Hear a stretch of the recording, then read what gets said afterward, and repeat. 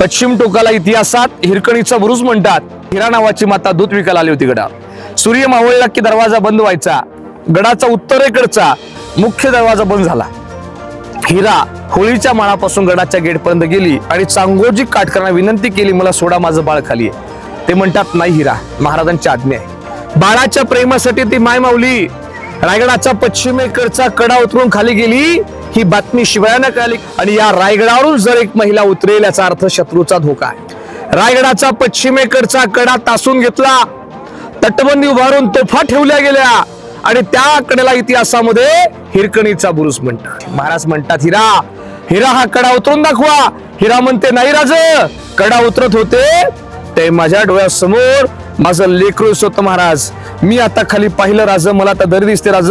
रायगड किल्ला उतरणं मला आता हे शक्य नाही. छत्रपतींनी त्या मातेचं नाव इतिहासामध्ये अजरामर केलंय. पुढे कविता म्हटली जाते की रायगडावर राजधानी ती होती शिवछत्रपतींची आणि कथा सांगता येते अजूनी तेथील हिरकणी बुरुजाची. अरे वसले होते गाव तळाशी वालुसरे या नावाचे. राहत होते गरीब कुटुंब, गरीब धनगर गवळ्याचे. आई बायको तान्हा मुलगा, कुटुंब होते छोटेसे. सोबत होते हिरा नावत्या तडपदार घरवालीचे. सांज सकाळी हिरा जात असे दूत घेऊन गडावरी आणि चालत होती उपजीविका त्या लेकीच्या धंद्यावरती. एके दिवशी दूत घालता ही राशनभर विसावली. ध्यानी नाही तिच्या मनी कधी सांज वेळ टवून गेली. सूर्य देवता मावळते झाले बंद गडाचे दरवाजे.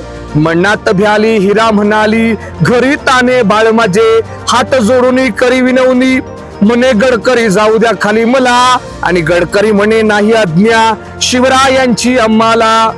बाळाची ती आठव झाली, माय मावली ती वेडी पिसी. कडा उतरून धावत जाऊनी बाळाला ती घेई कुशी. आतुलनी धाडस पाहुणी महाराज स्तंभित झाले. साडी चोळी हिरास देऊनी प्रेमी सन्मानित केले.